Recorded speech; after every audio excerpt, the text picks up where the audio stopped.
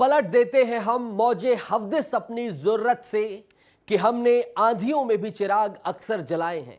राम प्रसाद बिस्मिल ने युवाओं को जोश भरते हुए यह शेर कहा था और यह शेर मैं समर्पित करता हूं अपने सभी रिपोर्टर्स को। 40 डिग्री से पार भीषण गर्मी है, लेकिन आपके शहर की खबर बतानी है, आपकी प्राथमिकता हमें रखनी है। इसलिए विस्तार न्यूज आपका अपना चैनल कहने की बात कहता है। इसीलिए इस गर्मी में भी हमारे सभी साथी आपको आपकी खबर बताएंगे। तो चलिए बुलेटिन की शुरुआत करते हैं पहली महत्वपूर्ण खबर से। छत्तीसगढ़ में सरकारी नौकरी की तैयारी कर रहे छात्रों के लिए खुशखबरी है। आदर्श आचार संहिता हटने के बाद से ही विभिन्न विभागों में भर्तियां शुरू हो जाएंगी। इसकी तैयारी भी विभागों ने शुरू कर दी है। सबसे ज्यादा भर्ती स्कूल शिक्षा विभाग में होने जा रही है। आचार संहिता के बाद छत्तीसगढ़ में भर्ती की प्रक्रिया में तेजी आएगी। मामले में मंत्री ओपी चौधरी ने कहा कि सभी विभाग अपने अपने तरीके से इन प्रक्रियाओं को आगे बढ़ाएंगे। ओपी चौधरी ने कहा कि 5 साल जो कांग्रेस का कार्यकाल रहा है, वहां युवाओं के साथ धोखा हुआ है। अब कांग्रेस सरकार के कार्यकाल की अपेक्षा कई गुना ज्यादा भर्तियां होंगी। वहीं गृह मंत्री विजय शर्मा ने कहा कि 8000 पदों पर भर्ती होगी। वहीं मंत्रियों के भर्ती के दावों पर कांग्रेस ने निशाना साधा है। इन दावों को हवाई बताया। विजय शर्मा, ओपी चौधरी और धनंजय सिंह ठाकुर ने क्या कहा है वो सुन लीजिए, फिर सीधा सहयोगी का रुख करेंगे।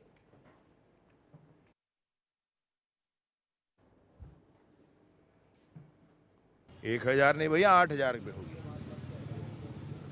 8000 पे होगी। और अब शेड्यूलिंग करेंगे। हर साल के नियत महीने पर फला परीक्षा आयोजित होगी, इसको निर्धारित किया जाएगा। भैया सभी विभाग अपने अपने तरीके से इन प्रक्रियाओं को आगे बढ़ाएंगे।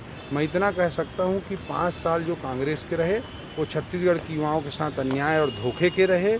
उन्होंने हर जगह या तो भर्तियां रोकी और जहां थोड़ी मोड़ी हुई वहां पर भारी भ्रष्टाचार किया गया, माफिया राज किया गया। आज इसीलिए हमने पीएससी में सीबीआई जांच का तत्काल नोटिफिकेशन कराया है और आने वाले समय में 5 साल में कांग्रेस के 5 सालों की तुलना में कई गुना ज़्यादा भर्ती होगी। सच्चाई यह है कि शायद सरकार 5 महीनों में लगभग 16,000 करोड़ रुपए का कर्ज ले चुकी है। सरकारी कर्मचारियों को समय पर वेतन का भुगतान नहीं कर पा रही है। कई सरकारी विभागों में संविदा कर्मचारियों को हटा दिया गया है और अभी बीएड डीएड वालों का मामला जो चल रहा है उसमें लगभग 4500 से अधिक जो शिक्षक की भर्ती हुई थी उनके हाथ से भी नौकरी जाने वाली है। केंद्र में कांग्रेस की सरकार बनेगी तो 15 अगस्त से देश भर के 30 लाख सरकारी पदों पर भर्ती की प्रक्रिया शुरू होगी। ज्यादा बातचीत के लिए रोहित का रुख करूंगा, अपने सहयोगी का। सीधा जुड़ गए मेरे साथ। रोहित, बता दीजिए खुशखबरी, कहां कहां किन किन विभागों में कितनी कितनी भर्तियां आ रही हैं, ताकि लंबे समय से जो छात्र इंतजार कर रहे हैं उन्हें जरा ठंडक मिल जाए।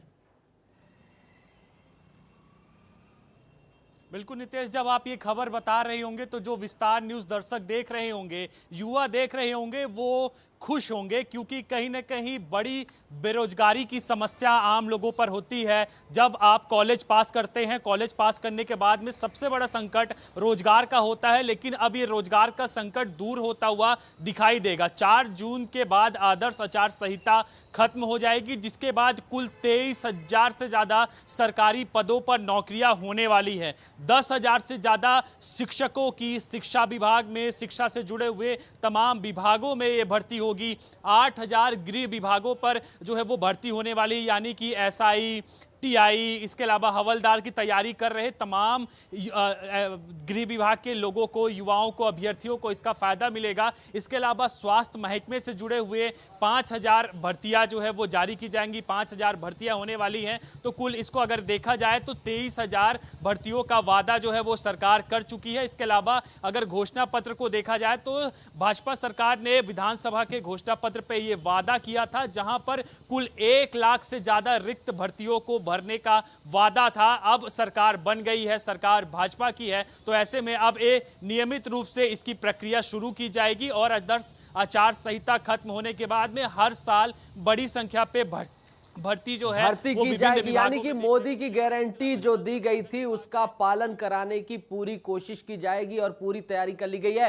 बहुत बहुत शुक्रिया रोहित जुड़ने के लिए और तमाम जानकारी साझा करने के लिए। इधर छत्तीसगढ़ को विकास की राह में एक नई गति देने के लिए कवायद तेज हो गई है। मुख्यमंत्री विष्णुदेव साय के नेतृत्व में सरकार विजन डॉक्यूमेंट 2047 विजन डॉक्यूमेंट 2047 पर काम कर रही है। इसे लेकर राज्य नीति आयोग की अब तक 2 बैठकें भी हो चुकी हैं, जिसमें छत्तीसगढ़ में आगामी कार्य योजना पर चर्चा भी हुई है। वहीं आचार संहिता खत्म होने के बाद मुख्यमंत्री विष्णुदेव साय विभागों की बैठक लेकर इसे मूर्त रूप देते हुए नजर आएंगे।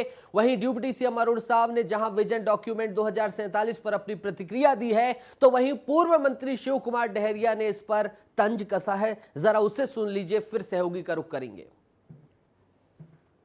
2047 का विजन जिस प्रकार से प्रधानमंत्री माननीय नरेंद्र मोदी जी ने देश के सामने रखा है, सभी विभागों के लिए एक विजन डॉक्यूमेंट बनाकर विजन के साथ प्रदेश की अर्थव्यवस्था को मजबूत करने के लिए, प्रदेश को आगे बढ़ाने के लिए और विकसित छत्तीसगढ़ के निर्माण के लिए हमारी सरकार प्रतिबद्ध है।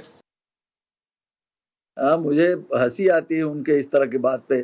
आज वर्तमान को देख ले, आज वर्तमान में जिस तरह की स्थिति देश में है, बेरोजगारी है, महंगाई है, मणिपुर में जिस तरह घटनाएं हो रही है, पूरे देश की घटनाओं को देख लीजिए। भारतीय जनता पार्टी आज बैकफुट में है।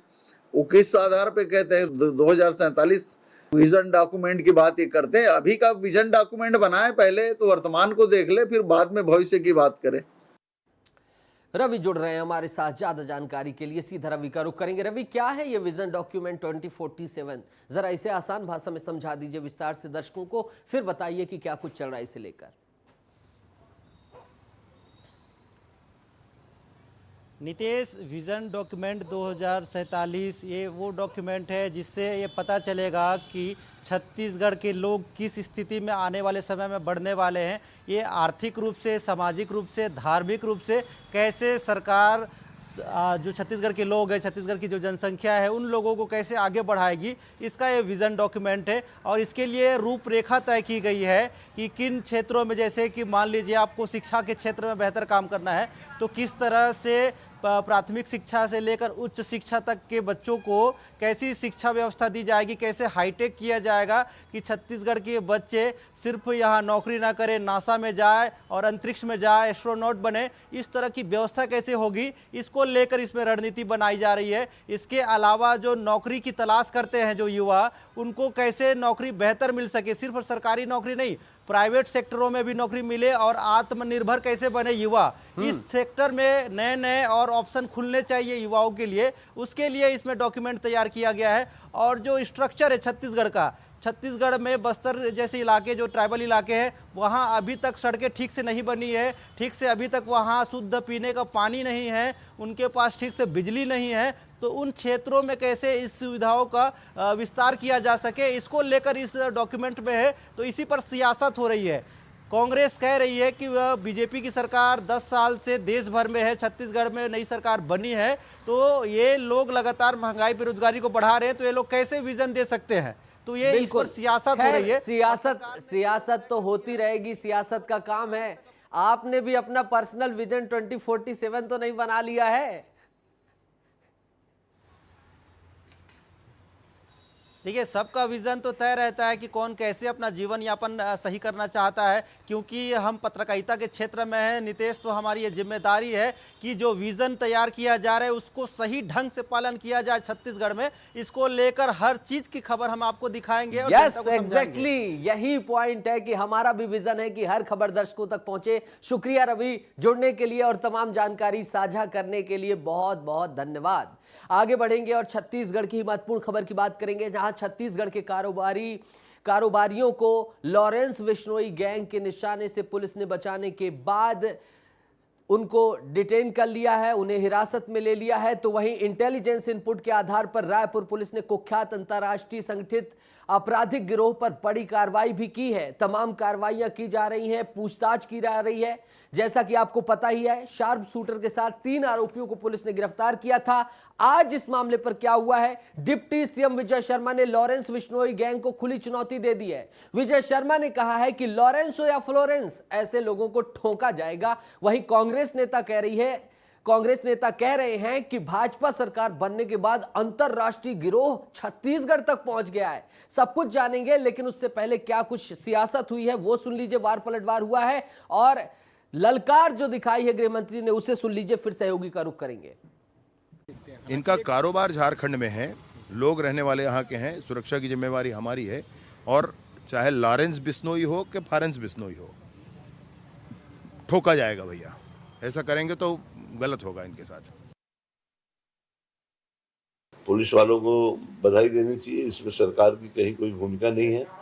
ये पुलिस वालों की सक्रियता से बहुत बड़ी घटना होते होते बच गई है और ये उसका अपने ऊपर ले रहे हैं, जबकि इनका कहीं कोई भूमिका इनकी कोई दिखाई नहीं देती है। अब वो ठोकने की बात है अभी, अब वो क्या ठोकते हैं, भगवान न करे यहाँ पर इस तरह की गैंग और कोई वारदात हो, लेकिन इनकी बहादुरी खाली बातों तक चल रही है, काम में कहीं कोई बहादुरी इनकी नहीं है। धनेंद्र जी कह रहे हैं कि पुलिस वालों की सफलता है, अभी कुछ गलत हो जाए तो कहेंगे गृह मंत्री की विफलता है। गृह विभाग भी उप मुख्यमंत्री के पास है। सीधा रुख करूंगा रोहित का। रोहित, गैंग बता दीजिएगा, ये अमन गैंग जो है ये किस तरह के कारनामे कर चुका है, किस तरह से पैर पसार रहा है और छत्तीसगढ़ में किस मंसूबे के साथ आया था, और फिर हम बात करेंगे आगे की सफलता पर और ये जो वार पलटवार हुआ।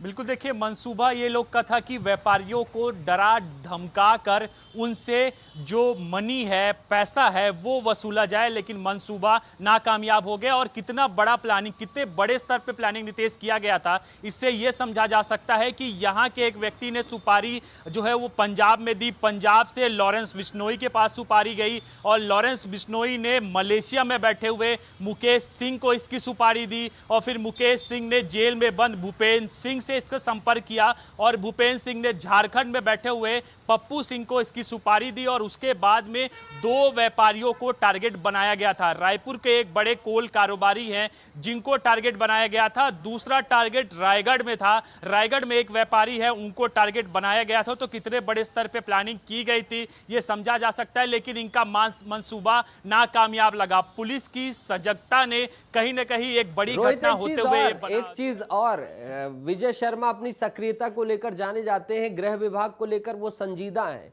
अगर इतने बड़े नेटवर्क को ध्वस्त किया गया, कार्रवाई की गई, तो कहीं ना कहीं ये बड़ी सफलता है कि गिरोह घुसता है और तुरंत उसे ट्रैक करके पकड़ लिया जाता है। ये बता दीजिएगा और आगे क्या पुलिस कर रही है वो भी अपडेट कर दीजिएगा। नितेश, बिल्कुल इस बात पे जरूर पुलिस विभाग की पीठ थपथपानी चाहिए और गृह मंत्री विजय शर्मा भी ये कह रहे हैं कि हमारी पुलिस सजग है, क्योंकि अगर इतने बड़े स्तर पे प्लानिंग होती है और एक एक मिनट का प्लान अगर तैयार करके तमाम गैंगस्टर घुसते हैं और उनको पकड़ा जाता है, 72 घंटे का मेगा ऑपरेशन चलाया जाता है, तो उसमें एक बड़ी भूमिका गृह मंत्री विजय शर्मा की और पुलिस विभाग की निश्चित तौर पर रही है। और अब जिस प्रकार से वो आगे कह रहे हैं कि अगर कानून व्यवस्था को खराब करने का प्रयास किया जाएगा तो उन्हें सीधा ठोका जाएगा, बातचीत से कोई रास्ता नहीं निकलेगा। तो गृह मंत्री विजय शर्मा है जो एक छोटी घटना पे बड़े बड़े अस्पतालों में पहुंच जाते हैं, लोगों से मुलाकात करते हैं, घटनास्थल पर जाके खुद जायजा लेते हैं, तो निश्चित तौर पर एक बड़ी कामयाबी जो है वो देखी जाएगी। और पुलिस आगे ट्रैकिंग मोड पर है, ट्रैकिंग मोड के साथ में मलेशिया तक का रिकॉर्ड जो है वो पुलिस के माध्यम से खंगाल लिया गया है। अब आगे और किस तरह की इनकी रणनीति है और जल्द ही पुलिस विभाग अमन साव यानी झारखंड में बैठे सरगना तक भी पहुंचने की तैयारी कर रही है। बहुत बहुत शुक्रिया रोहित, बहुत बहुत शुक्रिया जुड़ने के लिए और तमाम जानकारी साझा करने के लिए। आगे बढ़ेंगे। छत्तीसगढ़ में नक्सलवाद पर प्रहार लगातार जारी है और अब सफलता मिली है, उसकी बात करेंगे। जवानों को एक के बाद एक सफलताएं मिल रही हैं। इसी क्रम में जवानों के हाथ एक और बड़ी सफलता लगी है। दंतेवाड़ा में डीआरजी और बस्तर फाइटर्स दंतेवाड़ा की टीम ने 15 नक्सलियों को गिरफ्तार किया है। सभी गिरफ्तार माओवादी प्रतिबंधित माओवादी संगठन सीपीआईएम और उसके अग्रिम सदस्य संगठन के सदस्य हैं। इन सभी माओवादियों को मौके से भागते हुए जवानों ने घेराबंदी कर गिरफ्तार किया है। इसके साथ ही सुरक्षा बलों को नुकसान पहुंचाने की नीयत से लगाए गए आईईडी को भी बरामद किया है। माओवादियों के कब्जे से जवानों को भारी मात्रा में आईईडी, इलेक्ट्रॉनिक वायर, डेटोनेटर, नक्सल पैम्पलेट, साहित्य, नक्सल वर्दी और अन्य दैनिक उपयोग के सामान मिले हैं। और रवि हमारे सहयोगी जुड़ गए एक बार फिर से बातचीत करने के लिए। रवि, कहते हैं कि किसी भी ढांचे की सबसे मजबूत कड़ी होती है उसकी पहली कड़ी सबसे मजबूत कड़ी होती है और ये सदस्य पहली ही कड़ी के बताए जा रहे हैं जो अंदर तक चीजें पहुंचाते थे। 15 लोग हिरासत में लिए गए, कैसे इन्हें ट्रैप किया गया, कैसे पकड़ा गया, अब आगे क्या कार्रवाई की जा रही है इनके साथ? नितेश, एक खुफिया सूत्रों के हवाले से खबर मिली थी दंतेवाड़ा पुलिस को और उसके बाद एक कार्रवाई की गई है कि कुछ लोग हैं जो शहरी इलाके से राशन सामग्री और तमाम प्रकार के जो वर्दी होते हैं, इनके अलावा जो दैनिक उपयोग के सामान होते हैं, वो सभी सामान लेके जंगल की तरफ जा रहे हैं और जंगल में नक्सलियों को ये सामान सौंपने वाले हैं। तो उन्हीं में से एक टीम है जो जंगल में जिनको गिरफ्तार किया गया है, मुखबिरी की सूचना पर उन लोगों के पास पहुंचे और उसके बाद उन सभी लोगों को गिरफ्तार किया गया है। इससे एक बड़ा एक नेटवर्क है, जो जंगल से शहरों के बीच में जो तालमेल बैठाने की कोशिश करता है, जो सामग्री लाने ले जाने की जो कोशिश करते हैं, उन्हीं टीम का एक हिस्सा इनको माना जाता है जिनको गिरफ्तार किया गया है। और एक बड़ी सफलता है क्योंकि लगातार सरकार के आदेश एक चीज और दिखाई देती है जब इन तस्वीरों को देखते हैं कि इसमें महिलाओं का इस्तेमाल किस हद तक किया जा रहा है। भारी संख्या में महिलाएं हैं, यानी कि संगम जो इनकी प्राथमिक बॉडी है, इसमें महिलाओं का बेजा इस्तेमाल किया जा रहा है, उन्हें ढाल भी बनाया जा रहा है। निश्चित रूप से नितेश, अक्सर देखा गया है कि जब भी ऐसी कोई घटनाक्रम होती है, अगर फोर्स के पुलिस के जवान मौके पर पहुंचते हैं, रेड मारते हैं, तो नक्सली कोशिश करते हैं कि जो सिविल ड्रेस में महिलाओं को खड़ा कर देते हैं और महिलाओं को आसपास के ग्रामीण बता दिया जाता है और कोशिश किया जाता है कि वहां से बच निकल जाए। लेकिन उन लोगों को गिरफ्तार किया गया है। पुलिस की बड़ी सफलता है नितेश। बिल्कुल रवि, बहुत बहुत शुक्रिया जुड़ने के लिए और इस जानकारी को साझा करने के लिए। जवानों के शौर्य और साहस को इसी तरह नमन है और उम्मीद है कि जल्द से जल्द ये जो रक्त रंजित रक्तपात चल रहा है ये थमेगा और बस्तर शांति, अमन, चैन की सांस जिएगा। आगे बढ़ेंगे और ठेकेदारों और सरकारी कर्मचारियों की लापरवाही की बात करेंगे। ठेकेदारों और सरकारी कर्मचारियों की मिलीभगत से अच्छी योजनाएं दरार पड़ जाती है, अच्छी योजनाएं बर्बाद हो जाती हैं। आज भी ऐसा ही हुआ है जहां एक योजना पर दरार पड़ गई है। सरकारी कामकाज में भ्रष्टाचार का यह मामला एमसीबी जिले से सामने आया है। ग्राम पंचायत सलका में करीब 1 करोड़ 80 लाख रुपए की लागत से तैयार नहर में बेजा भ्रष्टाचार किया गया है। जल संसाधन विभाग और ठेकेदार की मिलीभगत के चलते नहर का निर्माण घटिया, गुणवत्ता विहीन तरीके से किया गया है। नहर निर्माण होने के कुछ समय बाद ही नहर की दीवारों में दरार आ गई। वहीं जल संसाधन विभाग के जिला मुख्य कार्यपालक अभियंता इंजीनियर साहब ने कहा है कि ठेकेदार को नहर निर्माण में हो रही कमी को सुधारने के निर्देश दे दिए हैं। सुन लीजिए, फिर सहयोगी का रुख करेंगे। वहाँ जाकर के हमारे एसडीओ ने देखा भी, वहाँ पे कंपैक्शन थोड़ा कम हुआ था, इस कारण तो 100-150 मीटर में क्रैक आ गया था। तो ठेकेदार को आदेशित किया जा चुका है कि उसको तोड़ करके फिर बनाया। अविनाश हमारे सहयोगी जुड़ रहे हैं। अविनाश, इंजीनियर साहब इंस्पेक्शन करने पहुंचे थे कि निर्देश दे दिए हैं कि ठीक कर दीजिए? पहले क्या कर रहे थे? कोई निद्रा चल रही थी या ध्यान ही नहीं दिए टेंडर जारी करने के बाद कि वहां कुछ ऐसा हो रहा है? कीर्ति जी बताना चाहेंगे कि जल संसाधन विभाग का काम है कि जो किसान रहते हैं उनको उन तक फसलों तक पानी पहुंचाने का काम रहता है, जो नहर का अहम योगदान रहता है। नहर बनाने में जहां 1,80 लाख रुपए की लागत से नहर निर्माण हो रहा था, वहीं पर गुणवत्ता विहीन निर्माण दिखाई दे रहा है। जब इस संदर्भ में वहां के जो मुंशी रहते, जो कार्य चलाते रहते हैं, जो काम देख रेख करते रहते हैं, उनसे पूछा गया निरीक्षण पंजीयक है आपके पास? तो निरीक्षण पंजीयक भी उनके पास नहीं था। ये साफ अंदेशा दिखाई देता है कि वहां पर किसी भी अधिकारी के द्वारा समय समय पर निरीक्षण नहीं किया गया है, ना ही किसी इंजीनियर या फिर मुख्य अभियंता के द्वारा वहां पर समय पर निरीक्षण नहीं, देख कर लग रहा है जो तस्वीरें और आपने जायजा लिया है कि अधिकारी वहां पहुंचे ही नहीं, दस्तखत करने के बाद भूल गए। ये बना कब था, जरा ये भी बता दीजिए अगर जानकारी हो, ताकि देख लें कि कितने कम समय में ये हाल है इसका। विडंबना कहेंगे कि निर्माण कार्य अभी चल ही रहा है। 2.5 किलोमीटर दूरी तक का यह निर्माण कार्य होना था, निर्माण कार्य अभी चल ही रहा है। यहाँ जहां पे अभी दरारें आई है, इसका निर्माण हो चुका है। साथ ही आगे बढ़कर ये लोग निर्माण कार्य कर रहे थे, लेकिन कुछ ही दिन, महज 15 दिन ही बीता हुआ था कि वहां पर दरारें आ गई थी। और दरारों में साफ देखा जा रहा है कि मिट्टी फिलिंग करके उसके ऊपर ही लिपापोती कर दिया गया था। हालांकि बरसात अभी चालू नहीं है, बरसात के बाद ये साफ हो जाएगा कि किस प्रकार से इस पर भ्रष्टाचार की भेंट चढ़ाया जा रहा है, जो कि सिर्फ अगर बात करेंगे ठेकेदार की लापरवाही ही नहीं कहेंगे, जो जल संसाधन विभाग के आला अधिकारी हैं इस ओर ध्यान नहीं देते हैं। यही कारण है कि आज इस प्रकार की भ्रष्टाचार चल रहा है और इस तरह का आलम है। ये हिट देख लीजिए, जिस कॉकरोच को मारने के लिए आप हिट का प्रयोग करते हैं, उस कॉकरोच से उपजी बीमारियों से निजात के लिए लोग अस्पताल जाते हैं। अब उन्हीं अस्पतालों में कॉकरोच घूम रहे हैं, और सिर्फ घूम ही नहीं रहे हैं बल्कि मरीज के बिस्तर, टेबल और शरीर पर चढ़ जा रहे हैं, जिसके चलते अस्पताल में आए मरीजों को, महिलाओं को और बच्चों में भय का माहौल पैदा हो रहा है। यह घटना कोरिया जिले के बैकुंठपुर अस्पताल की है। मौजूदा हालातों में मेल वार्ड में भर्ती मरीज और उसके परिजन इन दिनों कॉकरोच के भारी भरकम तादाद से परेशान हैं। तस्वीरों को आप देखिए। और जब कोरिया जिले के बैकुंठपुर अस्पताल पर गए, विस्तार न्यूज की टीम पहुंची, तब वहां का अस्पताल प्रबंधन कहता है कि इनसे कोई खतरा ही नहीं होता है, साथ ही मरीजों के स्वास्थ्य पर ये कोई प्रभाव नहीं डालते हैं। जरा इस रिपोर्ट को देख लीजिए और अस्पताल के अधिकारी ने क्या कहा उसे देख लीजिए, फिर उनसे हम सीधा बात करेंगे।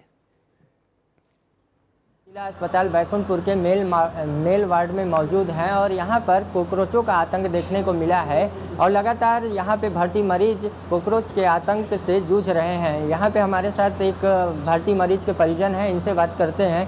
क्या नाम है आपका? भजन सिंह। यहाँ पर आप कब से अपने परिजन को लेकर एडमिट? आज चौथा दिन हो गया। यहाँ आसपास कॉकरोच नज़र आता है आपको? हाँ हाँ, आप देख लीजिए ना, है रेंग रहा है,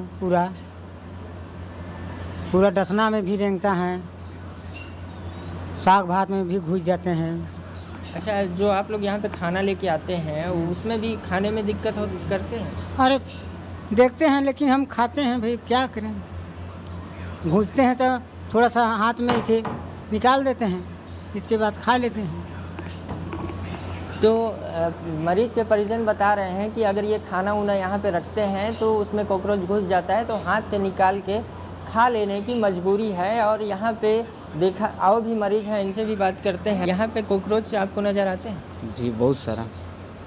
क्या समस्या खड़ी कर रहे हैं? अब क्या बताऊँ, यहाँ पे साफ़ सफाई भी ठीक नहीं है ना, यहाँ का बाथरूम भी ठीक नहीं है, और इससे ज़्यादा आप क्या बताऊँ। अच्छा, खाना वाना आप यहाँ पे रखे रहते हैं तो उसमें कॉकरोच आते हैं? बहुत ज़्यादा आ जाते हैं, खाना में पूरा चढ़ जाता है, खाने के लायक नहीं रहते हैं। तो सुना कॉकरोचों का आतंक इतना ज़्यादा है कि मरीज जो यहाँ पे खाने का सामान रखे रहते हैं उसमें घुस जाते हैं, जिसके बाद मरीज अब उस खाना भी एक प्रकार की मजबूरी है। अस्पताल प्रबंधक की बात करें तो उनका इस ओर ध्यान नहीं है। विस्तार न्यूज के लिए कोरिया से शैलेश गुप्ता। ये हिट क्यों बेचा जा रहा है, ये सवाल हम पूछ रहे हैं यहाँ के स्वास्थ्य अमले से, जिन्होंने ये कहा कि हिट से तो कुछ होता ही नहीं है, कॉकरोचों से कोई नुकसान होता ही नहीं। ये तस्वीर देखिए, ये कॉकरोच देखिए, इस तरह से कॉकरोच पूरे अस्पताल में घूम रहे हैं। जहां जहां ये देखिए, तमाम खाने की जो सामग्रियां हैं, जो चीजें अभी आपने देखी होंगी, तमाम जो बातचीत हुई है, ये सामग्री रखी हुई है, यहां कॉकरोच घूम रहे हैं। बेड है, वहां कॉकरोच घूम रहे हैं। ये बिल्कुल अंबार लगा पड़ा है और ये सिस्टम की पोल खोलता है कि किस तरह से किस तरह से सरकारी सिस्टम को इस दीमक की तरह नोचा जा रहा है। और ये तकिए में भी आप देखिए, बताइए मरीज के बिस्तर में भी कॉकरोच दिखाई दे रहे हैं। पता नहीं ये हिट क्यों बेचा जा रहा है। अगर यहां के सीएमएचओ के मुताबिक तो इसे बेचना ही नहीं चाहिए। दिलीप जायसवाल हमारे सहयोगी जुड़ गए हैं। दिलीप, इस तरह की अमानवीयता, इस तरह का बताइए व्यवहार की सीएचएमओ कह रहे हैं कि कॉकरोच से कोई नुकसान नहीं होता, तो इसका मतलब कॉकरोचों को ही बसा दीजिए अस्पताल में।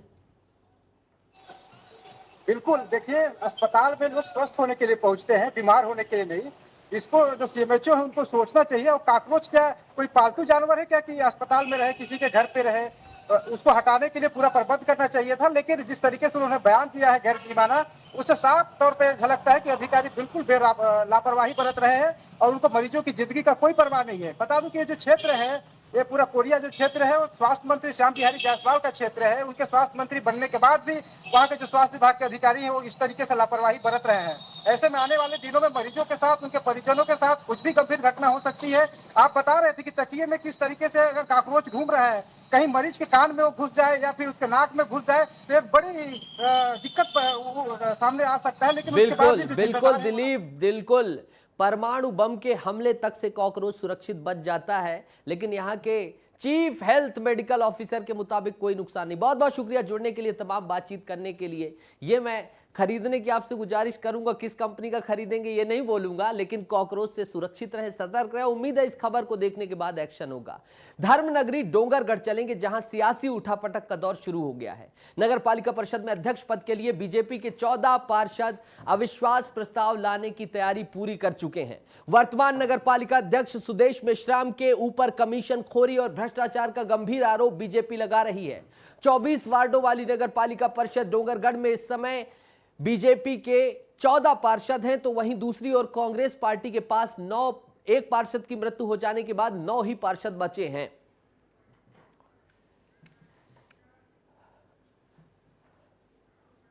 और सीधा दिलीप के पास ही रुक करेंगे। दिलीप, कैसे संभव हुआ 25 हैं तो अभी बहुमत में होने के बाद भारतीय जनता पार्टी की यहां पर परिषद में सरकार न होकर कांग्रेस की कैसे है?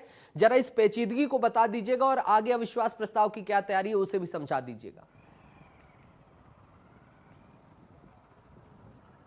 देखिए, डोंगरगढ़ धर्म नगरी है, वहाँ पर नगर पालिका जो अध्यक्ष है वो कांग्रेस के है। क्योंकि उस वक्त जब चुनाव नगर पालिका का होता था वहाँ पे अध्यक्ष के लिए पद हुआ करता था, वो चेहरा देख के होता था। लेकिन अभी यहाँ जो स्थिति अब बनी है कि अब इसमें अविश्वास प्रस्ताव भाजपा की ओर से कलेक्टर को दिया गया है। उन्होंने ज्ञापन सौंपा है कि हमारे पास पूर्ण बहुमत है, हमारे पास 14 पार्षद है, वहीं कांग्रेस की ओर अभी 9 पार्षद है, हालांकि उनके पास 10 था, एक मृत्यु होने के बाद अब 9 हो गए।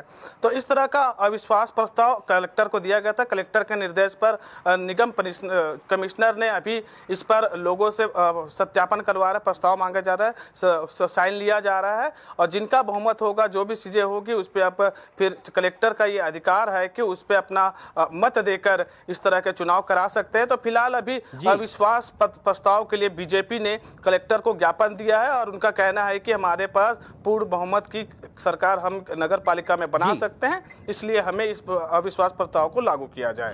मध्य प्रदेश में धार्मिक स्थलों से लाउड स्पीकर हटाने की कार्रवाई की जा रही है। इसी बीच लाउड स्पीकर को लेकर अब सियासत भी शुरू हो चुकी है। कांग्रेस विधायक आरिफ मसूद प्रशासन के अभियान पर सवाल उठा रहे हैं। उन्होंने कहा है कि मस्जिदों को टारगेट किया जा रहा है। इसके साथ ही उन्होंने सीएम को पत्र लिखा है कि अगर सुनवाई नहीं हुई तो हम कोर्ट भी जाएंगे। वहीं कांग्रेस के आरोप पर बीजेपी ने पलटवार किया है। बीजेपी प्रवक्ता शिवम शुक्ला ने कहा है कि कांग्रेस धार्मिक उन्माद फैलाना चाहती है। क्या कुछ हुआ है वार पलटवार, जरा उसे सुन लीजिए, फिर सहयोगी का रुख करेंगे। पुलिस जबरदस्ती कर रही है और मुख्यमंत्री ने निर्देश दिए हैं कि ध्वनि विस्तार यंत्र को हटाया जाए, ये पुलिस कहती है। जब मैंने विधानसभा में प्रश्न लगाकर इसका सवाल का जवाब मांगा, स्वयं विभाग मुख्यमंत्री जी के पास है, तो उनका लिखित उत्तर आया कि प्रतिबंध कहीं नहीं करा, सुप्रीम कोर्ट के मापदंड के हिसाब से बचना चाहिए। तो सुप्रीम कोर्ट के मापदंड को तो सब मानने को तैयार है ना, कोई मना ही नहीं करा, तो फिर पुलिस उतार क्यों रही है? हमारा सवाल ये, और उसका ना जवाब मुख्यमंत्री जी देते हैं, ना डीजीपी देते हैं, ना डीजीपी बात करने को तैयार होते हैं, वो नीचे करते हैं, तो ऐसे तो गलत है। वो आरिफ मसूद जो जाति देख करके, धर्म देख करके भोपाल में उपद्रव फैलाते थे, हिंसा फैलाते थे, जिनके ऊपर जिला बदर की कार्रवाई की गई थी। कांग्रेस ने स्वयं उनको लंबे अरसे तक अपनी पार्टी से निष्कासित रखा है।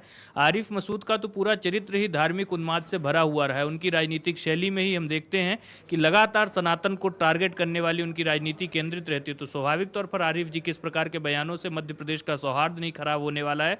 मध्य प्रदेश के न्यायप्रिय मुख्यमंत्री जी ने एक आदर्श निर्णय लिया है कि जहां पर भी ध्वनि विस्तारक यंत्र लगा करके आम जनजीवन को परेशानी उत्पन्न की जा रही है तो उसको उतारा जाए और पूरी तरीके से धार्मिक जो अपनी परंपरा है, मान्यता है, उसको व्यक्तिगत सीमाओं के भीतर एक्सप्लॉइट किया जाए और उसका किसी भी रूप में जो एक सामाजिक ताना बाना है उसका बिगाड़ने के लिए दुरुपयोग न होने पाए।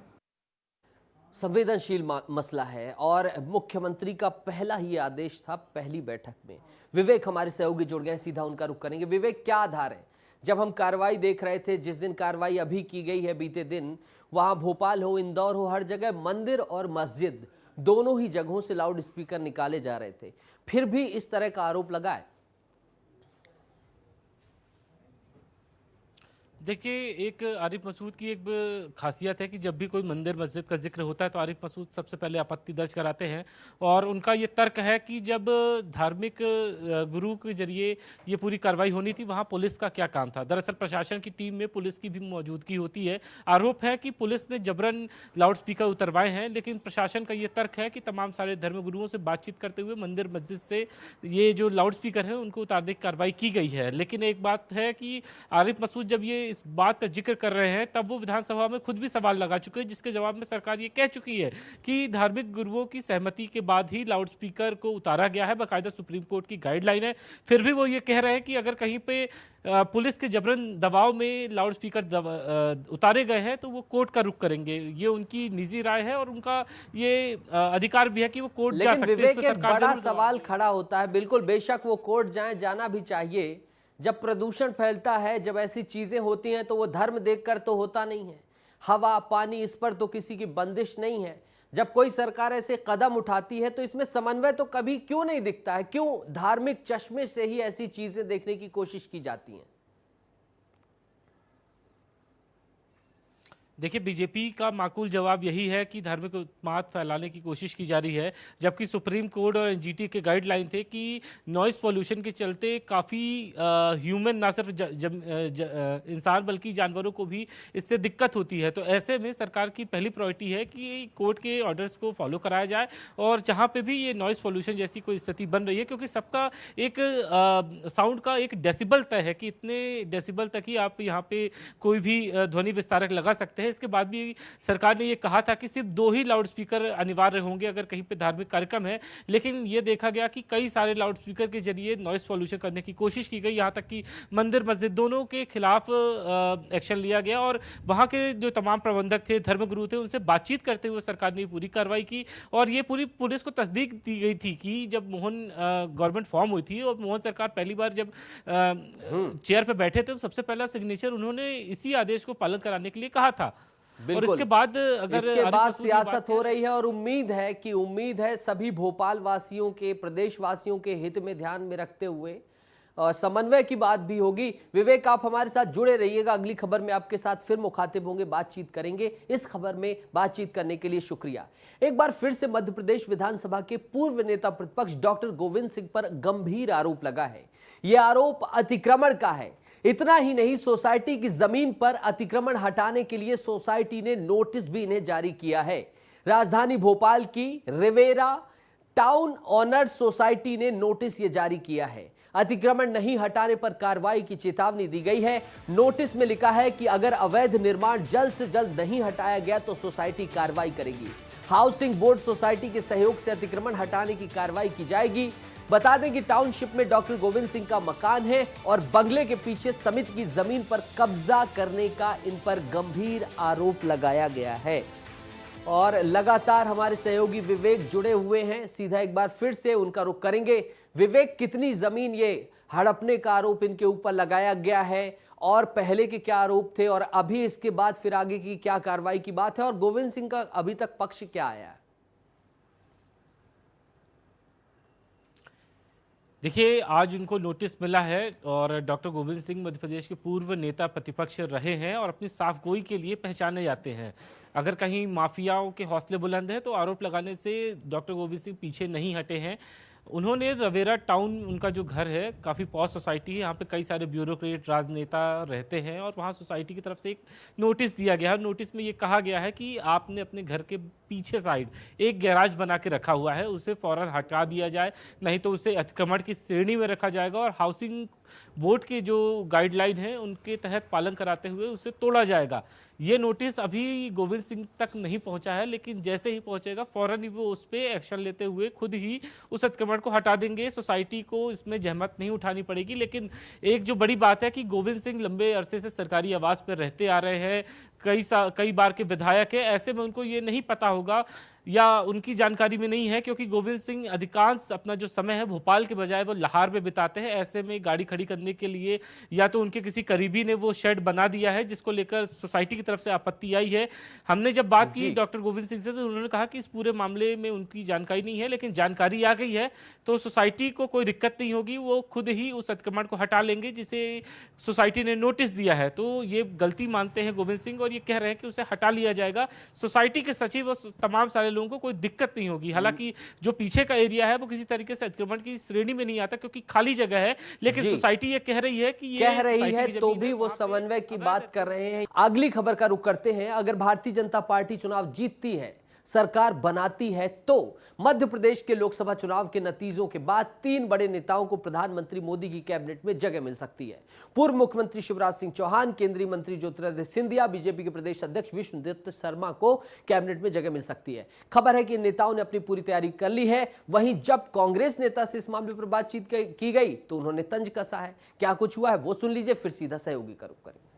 देखिए, मध्य प्रदेश के नेताओं का पूर्व में भी भारतीय जनता पार्टी की केंद्र सरकार में विशेष महत्व रहा है। महत्वपूर्ण मंत्रालय मध्य प्रदेश के नेताओं के पास रहे और आगामी दिनों में भी मध्य प्रदेश के सभी वरिष्ठ नेताओं को मोदी जी की सरकार में स्थान मिलने वाला है। कांग्रेस पार्टी तो कहीं भी रेस में नहीं है, इसलिए कांग्रेस के नेता केवल और केवल उलझुल बात कर रहे हैं। देखिए, शेरवानी इनकी पहले भी सिली थी, पहले मुख्यमंत्री पद के लिए सिली थी। बीडी शर्मा जी की, गोपाल भार्गव जी की भी शेरवानी सिली थी। शिवराज जी तो थे ही मुख्यमंत्री, और भी कई सारे नेता, कैलाश विजयवर्गीय और अपने पटेल साहब, जो प्रहलाद पटेल के तो घर पे सुरक्षा ही बढ़ा दी गई थी। लेकिन आप सबने देखा कि एक पर्ची आती है दिल्ली से और पर्ची में जिसका नाम निकलता है वो मुख्यमंत्री बन गया। यही राजस्थान में हुआ, यही मध्य प्रदेश में हुआ, यही छत्तीसगढ़ में हुआ और आगे भी आप देखेंगे यही होगा, क्योंकि भारतीय जनता पार्टी में योग्यता पैमाना नहीं है, चटुकारता पैमाना है। खैर, ये तो सियासत थी, ये तो चलती ही रहती है। विवेक हमारे सहयोगी जुड़ गए हैं, उनका रुख करेंगे और जानेंगे कि ये ऐसी खबर कैसे आ गई, कैसे तैयारी आरी की चीजें आ गई सामने। विवेक, देखिए, याद हो नितेश की लोकसभा का चुनाव था और लोकसभा के चुनाव के दौरान प्रधानमंत्री नरेंद्र मोदी ने पूर्व मुख्यमंत्री शिवराज सिंह चौहान को कहा था कि वो दिल्ली ले जाएंगे। और दिल्ली ले जाने की ये बात से इसलिए पुष्टि होती है कि जब 3rd फेज के इलेक्शन थे तब प्रधानमंत्री की चिट्ठी काफ़ी वायरल हुई थी मध्य प्रदेश में। प्रधानमंत्री ने कई नेताओं को पत्र लिखा था और उनकी भूमिका को लेकर बात कही थी और ये कहा था शिवराज सिंह चौहान के बारे में कि 16 साल तक वो मध्य प्रदेश के मुख्यमंत्री रहे और कई अमूलचूल परिवर्तन की है। और इसी से आसार बन गए थे कि दिल्ली जाएंगे शिवराज सिंह चौहान। और ज्योतिरादित्य सिंधिया अभी केंद्रीय मंत्री है तो वो अगली बार रिपीट किए जा सकते हैं अगर जीत जाते हैं। और प्रदेश अध्यक्ष वीडी शर्मा का भी जिक्र हो रहा है कि वो भी दिल्ली जा सकते हैं। हालांकि चुनाव के नतीजों के बाद स्पष्ट होगा कि आखिर मोदी के मन में कौन से वो नेता होंगे जो उनकी कैबिनेट में नजर आएंगे, क्योंकि बीजेपी के तमाम नेता ये कहते हैं कि पीएम के मन में एमपी है और एमपी के मन में मोदी है। बहुत बढ़िया विवेक, बहुत शानदार विश्लेषण था आपका। उस चिट्ठी से आपने जोड़ा और अब लगातार 400 पार की बात भारतीय जनता पार्टी कह रही है, तो कहीं ना कहीं अगर वो तीनों तैयारी भी कर रहे हैं तो शुभकामनाएं हैं उनको। बहुत बहुत शुक्रिया इस महत्वपूर्ण जानकारी के लिए। यूं ही नहीं, विस्तार न्यूज कहलाता है। इस तरह की गहराई से जाकर डिकोड करके आप तक खबरें पहुंचाता है, इसलिए आपका अपना चैनल कहलाता है। आगे चलेंगे। जबलपुर जिला प्रशासन द्वारा निजी स्कूलों पर की गई कार्रवाई से अभिभावकों में खुशी की लहर है, क्योंकि पिछले कई सालों से अभिभावक इन निजी स्कूलों को लूट का शिकार हो रहे थे। हालांकि अभिभावक कभी भी खुलकर निजी स्कूलों के खिलाफ नहीं बोल पा रहे हैं, लेकिन अभिभावकों की आवाज उठाने वाले संगठनों ने जिला प्रशासन की कार्रवाई की जमकर तारीफ की है। संगठन के लोगों का कहना है कि निश्चित तौर पर जबलपुर जिला प्रशासन द्वारा की गई कार्रवाई सराहनीय है, लेकिन यह कार्रवाई केवल 11 स्कूलों तक सीमित न रहे और आगे बढ़ाया जाए इसे। दुर्गेश हमारे सहयोगी लगातार इस खबर को कल प्रमुखता से दिखा रहे हैं और विस्तार न्यूज प्रमुखता से इस खबर को उठा रहा है क्योंकि मामला अभिभावकों का है और आपका है। दुर्गेश हमारे साथ जुड़ गए हैं सीधा बातचीत के लिए, उनका रुख करेंगे। दुर्गेश, कल से लगातार विस्तार न्यूज इस खबर को दिखा रहा है, 11 स्कूलों पर कठोर कार्रवाई की गई है और अभिभावकों की मांग है कि आगे और बढ़ाया जाए। क्या इनपुट्स हैं, क्या आरोप हैं इन स्कूलों पर, क्या और चीजें सामने निकल कर आई? निश्चित तौर पर नीतीश, देखिए जबलपुर में निजी शिक्षा व्यवस्था पर जिस तरीके से जिला प्रशासन ने हथौड़ा चलाया है उसका असर अब देखने को मिलने लगा है। क्योंकि आज की खबर यह है कि एक तरफ जहां पुलिस ने रिमांड ले ली है सभी 20 आरोपियों की, तो वहीं दूसरी तरफ कुछ स्कूलों ने अभिभावकों को मैसेज देने शुरू कर दिए हैं कि वो फीस वापसी की तैयारी कर रहे हैं। ऐसी खबर निकल कर आई है सूत्रों के हवाले से। दूसरी बड़ी बात यह है कि ये मिसाल बन गया है। जबलपुर जिला प्रशासन ने जिस तरीके से निजी स्कूलों पर कार्रवाई की वो मिसाल बन गई है अब दूसरे जिलों के कलेक्टर्स पर कार्रवाई के दबाव के लिए। और यही वजह है कि आज राज्य शासन स्तर पर भी इस बात पर विचार किया जा रहा है कि क्यों ना इस तरह की कार्रवाई पूरे मध्य प्रदेश में की जाए, क्योंकि ये सीधे आम आदमी की जेब से जुड़ा हुआ मसला है, ये सीधे तौर पर भ्रष्टाचार से जुड़ा हुआ मसला है, ये सीधे तौर पर कमीशन खोरी से जुड़ा हुआ मसला है। जिस तरीके से निजी स्कूल संचालकों ने मिलकर पुस्तक विक्रेताओं और और प्रकाशकों के साथ मिलकर जो खेल खेला है उसमें करोड़ों अरबों रुपए का बारा नारा किया है। क्योंकि नीतीश, केवल 11 स्कूलों का ये आंकड़ा मैं आपको बता रहा हूं कि इन्होंने पिछले 6 सालों में 21,000 बच्चों से 81 करोड़ रुपए वसूल किए हैं। अंदाजा लगाया जा सकता है कि जब ये पूरे मध्य प्रदेश में अगर हम इसका आंकड़ा निकालेंगे तो ये इतनी बड़ी रकम पहुंच जाएगी जिसकी कल्पना भी कोई नहीं कर सकता है। और ये लगातार लूटे जा रहे थे अभिभावकों के साथ। हर एक आम आदमी का सपना होता है कि वो अपने बच्चे को अच्छे से अच्छे स्कूल में पढ़ाए और उसके लिए वो दिन रात मेहनत करता है। बिल्कुल दुर्गेश, बिल्कुल दुर्गेश, सही कहा आपने और विस्तार न्यूज भी प्रमुखता से दिखा रहा है। अगली खबर भी इसी मामले से जुड़ी हुई है और इसी स्कूल जो प्रशासन की लापरवाही है इसको लेकर भी जुड़ी हुई है। दिखाएंगे, रिपोर्ट बताएंगे, आप जुड़े रहिएगा, हम आपके साथ फिर से मुखातिब होंगे। जबलपुर में जिला प्रशासन ने निजी स्कूलों की जालसाजी का खुलासा किया है, उसमें कई और बड़े खुलासे हो रहे हैं। पुलिस के मुताबिक निजी स्कूल संचालकों ने प्रकाशकों के साथ, यानी कि जो पब्लिशर होते हैं उनके साथ मिलकर नकली पुस्तकों को बेचने का षड्यंत्र रचा था और फिर चंद रुपयों की किताबों को सैकड़ों रुपए में बेचने का धंधा किया है। रिपोर्ट है हमारे सहयोगी दुर्गेश की, वो देख लीजिए। फिर दुर्गेश हमारे साथ जुड़े हुए हैं, सीधा उन्हीं का रुख करेंगे। मध्य प्रदेश की निजी शिक्षा व्यवस्था पर जबलपुर जिला प्रशासन ने बड़ी चोट की है और इस चोट का नतीजा यह है कि जबलपुर के 11 निजी स्कूलों के खिलाफ न केवल एफआईआर दर्ज की गई बल्कि 20 लोगों को गिरफ्तार भी कर लिया गया है। निश्चित तौर पर यह अभिभावकों के लिए एक बड़ी राहत भरी खबर है कि अब ये स्कूल आगे जाकर फीस बढ़ोतरी नहीं कर पाएंगे और अगर करेंगे भी तो उन्हें नियमों के मुताबिक करना होगा। लेकिन इससे भी बड़ी बात यह है कि जबलपुर जिला प्रशासन ने जिन 11 स्कूलों पर कार्रवाई की है उन्हें निर्देश भी दिए हैं कि वो अपनी फीस अभिभावकों को वापस करें। हालांकि इसके लिए अभिभावकों को एक प्रक्रिया अपनानी होगी। लेकिन इस पूरे मामले पर अभिभावकों का क्या कहना है, हमारे साथ जबलपुर अभिभावक संघ के अध्यक्ष मौजूद हैं, अभिभावक मौजूद हैं और कुछ आम लोग मौजूद हैं। हम उनसे पूछेंगे कि वो इस कार्रवाई से कितने खुश हैं। कि शिक्षा अधिनियम 2020 बन तो गया था लेकिन लागू नहीं हो रहा था। दिसंबर 2020 में कैसे भी जाकर वो लागू हुआ। लागू होने के बाद भी आज भी आप देखें तो मध्य प्रदेश के जबलपुर जिले में 10% लोगों ने भी फीस बढ़ाने के लिए सरकारी विभाग से परमिशन नहीं ली है।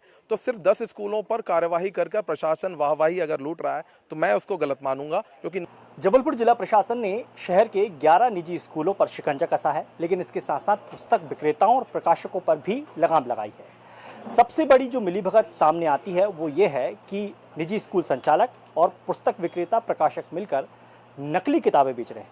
दरअसल आम अभिभावकों को ये बात समझ में नहीं आती कि वो जो किताब खरीद रहे हैं वो असली है या नकली।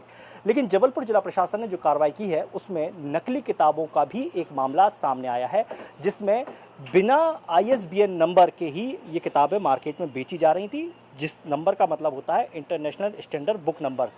और ये नंबर होना हर एक किताब में बेहद ज़रूरी होता है, क्योंकि इसी के मापदंड पर यह तय होता है कि वो जो किताब खरीद रहा है या बेचा जा रहा है वो असली है या नकली। यहाँ पर लगातार कार्रवाई चल रही है। जैसा कि हमने कल दिखाया था कि जबलपुर जिला प्रशासन ने 11 स्कूलों के खिलाफ मामला दर्ज किया है, गिरफ्तारियां हुई हैं, लेकिन अभी भी आप देख सकते हैं कि पुलिस के अधिकारी एक बुक दुकान पर बैठकर तमाम चीज़ों की जांच पड़ताल कर रहे हैं। हमारे साथ अधिकारी मौजूद हैं। सर, किस तरह की जांच चल रही है और क्या खास आप देख रहे हैं? ये जो कल कार्रवाई हुई है उसी के तारतम्य में आगे इन्वेस्टिगेशन किया जा रहा है और यहाँ के शशांक श्रीवास्तव जो यहाँ के संचालक थे उनको पीआर पे लिया गया, तो उससे संबंधित हमें जो दस्तावेज चाहिए थे, अकाउंट्स की जानकारी और ऐसी बुक्स जो जांच समिति ने पाया था कि उनके ISBN नंबर सही नहीं है या दर्ज नहीं है, उन बुक्स की हम जब्ती कर रहे हैं। हुआ ये कि एक किताब के दाम जो है 600, 700, 800 रुपये तक जो है वसूले गए हैं और इसके पीछे बड़ी वजह यही थी कि जो प्रकाशक थे उन्होंने मनमाने तरीके से अपनी किताबें छापी, उसे निजी स्कूलों ने अलाउ किया और फिर अभिभावकों पर दबाव बनाया कि आपको इतनी किताबें खरीदनी ही होंगी। तो ये है पूरा ये घोटाला जो प्रकाशक, पुस्तक विक्रेता और निजी स्कूलों ने मिलकर किया है नकली पुस्तकें बेचकर। लगातार भंडाफोड़ कर रहा है विस्तार न्यूज, लगातार भंडाफोड़ कर रहा है। दुर्गेश हमारे सहयोगी जुड़े हुए हैं। दुर्गेश, कितने का घपला घोटाला ये समझ में आ रहा है? बताइए, विद्या की जो ये मंदिर है इसको इस तरह से तार तार किया गया है।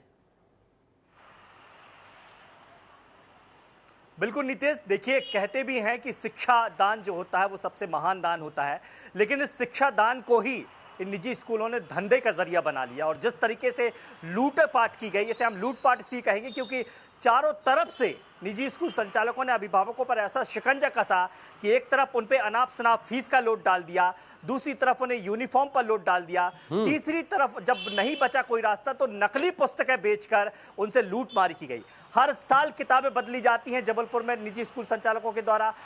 कोई भी साल में रिपीट किताबें नहीं होती हैं। जहां 5 किताबों से काम हो सकता है वहां 12 किताबों का लोड डाला जा रहा है अभिभावकों पर और फिर यह स्थिति होती है कि 90 पैसे प्रति पेज के हिसाब से जो किताब छपनी चाहिए वो 5 रुपए प्रति पेज के हिसाब से छपती है और उसकी कीमत 1000 रुपए तक पहुंच जाती है। यानी कि एक स्कूल की किताबें, अंदाजा लगाएगी नितेश, 15 से 20 हजार रुपए का सेट आता है और ये खरीदना पड़ता है अभिभावकों को। होता है कैसे है, मैंने जैसे बताया कि स्कूल संचालक सीधे प्रकाशक के यानी कि जो किताबें छापता है उससे कांटेक्ट बनाते हैं, फिर उससे नकली ISBN नंबर जो इंटरनेशनल स्टैंडर्ड बुक नंबर होता है जिसका लागू करना बहुत जरूरी होता है, उससे आप अंदाजा लगा सकते हैं कि ये कहां छपी है, किसने छापी है, किस मापदंडों तक छपी है। बिल्कुल, और कुल मिलाकर ये मिलकर किया जाता है षड्यंत्र, लेकिन लूट की छूट नहीं देंगे। दुर्गेश, माफी चाहूंगा, वक्त कम है। इस वक्त इंदौर से बड़ी खबर आ रही है। बहुत बहुत शुक्रिया जुड़ने के लिए, बातचीत करने के लिए। आगे बात करेंगे बड़ी खबर की जो कि इंदौर से आ रही है। इंदौर से इस वक्त की सबसे बड़ी खबर आपको बता रहे हैं। जिला कोर्ट में मजिस्ट्रेट को जूते की माला पहनाने की कोशिश की गई है। पिता पुत्र ने जज को जूते की माला पहनाने की कोशिश की है। जिला कोर्ट की सुरक्षा पर सवाल उठ गए हैं। अपने खिलाफ आए फैसले से ये दोनों नाराज थे। MG रोड पुलिस ने पिता पुत्र को हिरासत में ले लिया है। संवेदनशील मामला है, गंभीर मामला है, झकझोर देने वाला मामला है, न्यायालय जज की अवमानना का मामला है। और हमारे सहयोगी पुनीत जुड़ेंगे और तमाम जानकारी साझा करेंगे। लेकिन ये तस्वीरें आप देख लीजिए, इसके बाद सीधा पुनीत का रुख करेंगे। पुनीत, ये कुछ कैसे हुआ? ये तो सीधा अवमानना है और सुरक्षा पर बड़े सवाल खड़े हो रहे हैं। बिल्कुल नितेश, सुरक्षा पर बहुत बड़े सवाल खड़े हो रहे हैं क्योंकि एक थैली भरकर ले जाई जाती है जिसमें जूतों की माला होती है और कोर्ट रूम पर मजिस्ट्रेट के ऊपर ही पहनाने का प्रयास कर दिया जाता है। पूरा मामला इंदौर के कोर्ट नंबर 40 का है। यहाँ पर 29वें जिला न्यायाधीश विजय डांगी के साथ यह घटना हुई है। दरअसल एक मस्जिद को लेकर मामला चल रहा है, उसमें पक्षकार जो है वह रईस और उसके पिता सलीम है। ये दोनों आज इस केस के फैसले वाले दिन कोर्ट में पहुंचे थे। 12 साल से यह केस चल रहा था। मस्जिद जो है वह सरकारी और इनकी जमीन पर अवैध तरीके से बनाई गई है। इसी मामले को लेकर यह केस था। आज जब फैसला आया तो फैसला सुनने के बाद जो सलीम है वह कुछ देर के लिए डायस के पास पहुंचता है, मजिस्ट्रेट से बात करता है और उसी दौरान अचानक से यह हमला कर देता है।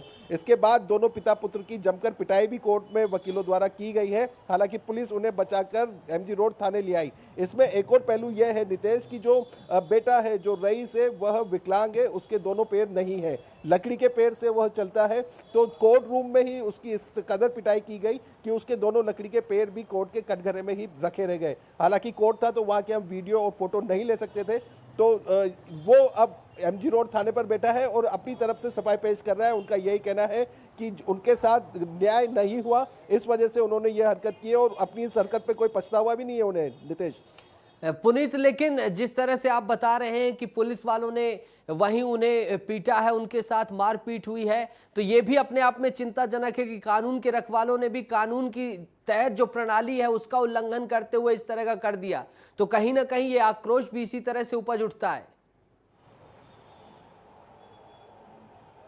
बिल्कुल, देखिए वकील है, जब कोर्ट में जज की ही अवमानना हो गई, उनकी सुरक्षा को ही खतरा हो गया, तो वकीलों ने अपनी नाराजगी जताई है, लेकिन एमजी रोड पुलिस ने दोनों को बचाया है। नितेश, देखिए पुलिस ने बचाने का काम किया है, जैसा कि वीडियो में आप देख सकते हैं कि आरोपी जो है वीडियो में नजर आ रहा है सफेद दाढ़ी वाला, वह सलीम है, उसे बचाते हुए पुलिस दौड़ाते हुए अच्छा, यानी कि वहां पर वकीलों ने अपनी सुरक्षा को देखते हुए ऐसा किया और फिर सलीम को पुलिस बचाकर ले गई। लेकिन सुरक्षा व्यवस्था पर जो सवाल खड़े हुए हैं, वकीलों की सुरक्षा को लेकर भी जो सवाल खड़े हुए हैं, उम्मीद है कि इनको जल्द से जल्द समाधान किया जाएगा और इस तरह से दोबारा ना हो ये सुनिश्चित किया जाएगा, क्योंकि न्यायपालिका पर ये हमले का मामला है। बहुत बहुत शुक्रिया जुड़ने के लिए पुनीत और तमाम जानकारी साझा करने के लिए। रायपुर से इस वक्त की बड़ी खबर सामने आ रही है, जहां श्रमिकों को सरकार की सौगात, श्रमिकों के लिए महंगाई भत्ते में वृद्धि हुई है। श्रम विभाग ने आदेश जारी किया है, अकुशल श्रमिकों के लिए 10,900 रुपए, अर्धकुशल श्रमिकों के लिए 11,550 रुपए, कुशल श्रमिकों के लिए 12,330 रुपए और उच्च कुशल के लिए 13,110 रुपए प्रतिमाह वेतन दी जाएगी। तो बहुत बड़ी खबर है, श्रमिकों को सरकार ने सौगात दी है, श्रमिकों के लिए महंगाई भत्ते में वृद्धि की गई है और श्रम विभाग ने इस संदर्भ में आदेश जारी कर दिया है। तो फिलहाल बुलेटिन में इतना ही, लेकिन ताजा तरीन खबरों के लिए, अपडेट्स के लिए देखते रहिए विस्तार न्यूज। दीजिए इजाजत, नमस्कार।